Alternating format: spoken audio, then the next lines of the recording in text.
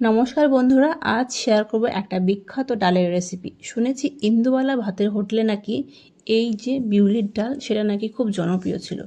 তার সাথে কিন্তু ছিল সেই বিখ্যাত কচু বাটা আর হচ্ছে আলু পোস্ত। তো আমি ভাবলাম আজ চলো শেয়ার করব সেই বিখ্যাত বিউলির ডাল রেসিপিটি, যেটা খেতে কিন্তু গরম গরম ভাতের সাথে দুর্দান্ত লাগে। এই বিউলির ডাল রেসিপিটি করার জন্য এখানে আমি কাপ মেপে 1 কাপ মতো কড়াইতে দিয়ে দিলাম বিউলির ডাল। প্রথমত ডালটাকে শুকনো খোলাতে বেশ ভালো মতো করে ভেজে নিতে হবে, যেন এর কাঁচা ভাবটা না থাকে। তবে ভাজাটা যেন অতিরিক্ত না হয় সেই দিকে কিন্তু খেয়াল রাখতে হবে, তাহলে কিন্তু সেই টেস্টটা পাওয়া যাবে না। হালকা যখন একটা কালার আসবে, আমি তোমাদের কাছ থেকে দেখাচ্ছি, ঠিক এই পর্যায়ে যখন আসবে তখনই কিন্তু গ্যাসের ফ্লেমটা সঙ্গে সঙ্গে অফ করে দিতে হবে। অফ করে দিয়ে আর নামানোর দরকার নেই, এই গরম কড়াইয়ের মধ্যে আমি জল ঢেলে দেব। গরম করার মধ্যে জল ঢেলে দিয়ে বেশ ভালো মতো করে প্রথমে একটু নেড়ে চেড়ে নিয়ে ঠান্ডা করে নিয়ে তারপরে বেশ হাত দিয়ে কষলে কষলে 3 থেকে 4 বার জলটাকে ধুয়ে পরিষ্কার করে নিতে হবে। জলটাকে বেশ ভালো মতো করে ধুয়ে পরিষ্কার করে নিয়ে যেটা করব, ডালটাকে ডাইরেক্ট কিন্তু আমরা এরকম প্রেশার কুকারের মধ্যে ডালটাকে দিয়ে দেব। তো এই কুকারের মধ্যেই কিন্তু ডালটা রান্না করব। বিউলির ডাল কিন্তু কড়াইতে সেদ্ধ করতে গেলে অনেকটা সময় লাগে, তো সেই জন্য এখানে কুকারে আমি দিয়ে দিচ্ছি। ডাল দেওয়ার পরে এবার পরিমাপ মতো কিন্তু জলটাকে দিতে হবে। এখানে আমি 1 থেকে 1.5 কাপ মতো জল দিয়ে দিলাম, দিয়ে হাফ চামচ মতো নুন আর কাঁচা লঙ্কা আমি এখানে গোটা দিয়ে দিলাম, চিড়ে কিন্তু দিলাম না, গোটায় দিলাম, তাহলে অতিরিক্ত ঝাল হয়ে যেতে পারে। এবার গ্যাস প্রেশারটা বন্ধ করে দিয়ে গ্যাসের ফ্লেমটা হাই করে দিয়ে এটাকে সিটি দিয়ে দেবো। প্রথমত 2টো সিটি দেবো, তারপরে গ্যাসের ফ্লেমটা লো করে আরও 1-2টো দেবো, দিয়ে প্রেশারটাকে সঙ্গে সঙ্গে গ্যাসটাকে অফ করে দিতে হবে। তারপরে যখন প্রেশারটা আপনা আপনি বেরোবে তখন কিন্তু আমরা এটা খুলবো, নইলে কিন্তু তার আগে নয়। আর এইবার এই ডালের বিউলির ডালের একটা স্পেশাল যেটা মশলা সেটা রেডি করব, সেটা হচ্ছে কয়েক টুকরো আদা এখানে, আর যেটা হচ্ছে মৌরি। এই আদা আর মৌরি এই দুটোকে একসাথে বেশ ভালো মতো করে কিন্তু বেটে নিতে হবে, এটা কিন্তু মাস্ট। তোমরা চাইলে এটা মিক্সিতেও পেস্ট করতে পারো, সেক্ষেত্রে কিন্তু খুব ভালো মিহি একটা পেস্ট হয় না। তো মিহি এরকমভাবে পেস্ট করতে গেলে কিন্তু শিলনোড়াতেই বাটলেই ভালো হয় আর কি।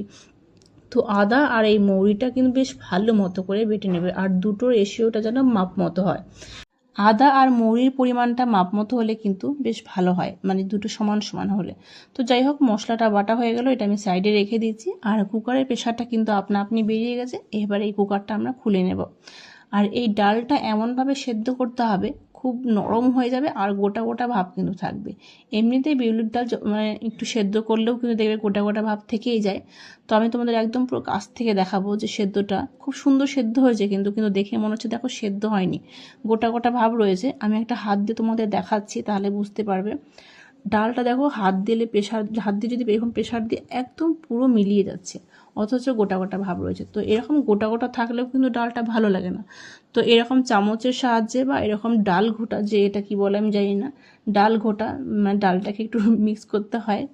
তো এই বা ম্যাশার দিয়েও কিন্তু করতে পারো, এইরকমভাবে একটু ম্যাশ করে দেবো ডালটা, কিছু কিছু ডালগুলো একটু ভেঙে দেবো, তাহলে কিন্তু ডালটা একটু মজবে, ভালো লাগবে। অতিরিক্ত শক্ত হয়ে থাকলে কিন্তু ডালটা জলের সাথে মিশবে না আর ভালো লাগে না খেতে সেটা। তো এরকম ডাল ঘোটা দিয়ে আমি বেশ ভালো মতো এটাকে মিশিয়ে নিলাম।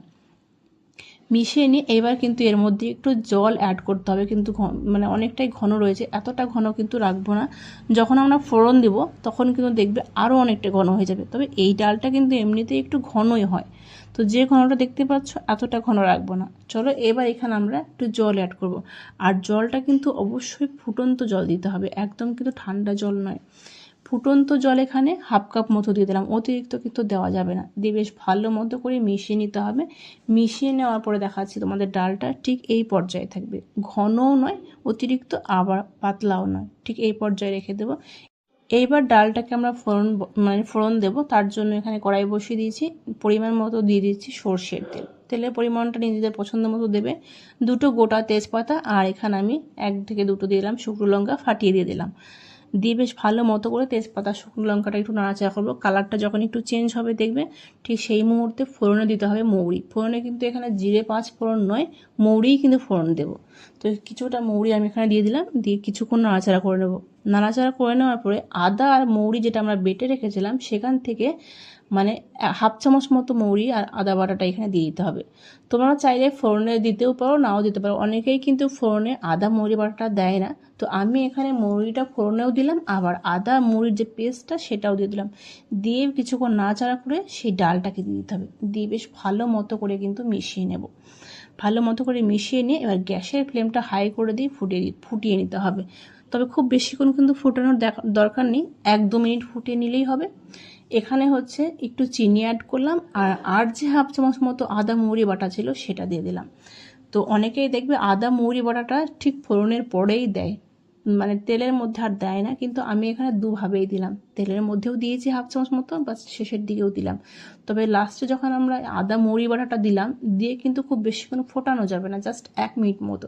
তারপরে নুন মিষ্টিটা চেক করে নিলেই কিন্তু হবে। তো রেডি হয়ে গেল দুর্দান্ত এই বিউলির ডাল। গরম গরম ভাতের সাথে বিউলির ডাল আর আলু পোস্ত অসম্ভব ভালো লাগে। একবার এইভাবে বানিয়ে দেখতে পারো। যদি ভালো লাগে অবশ্যই লাইক কমেন্ট বেশি বেশি করে শেয়ার করে দিও।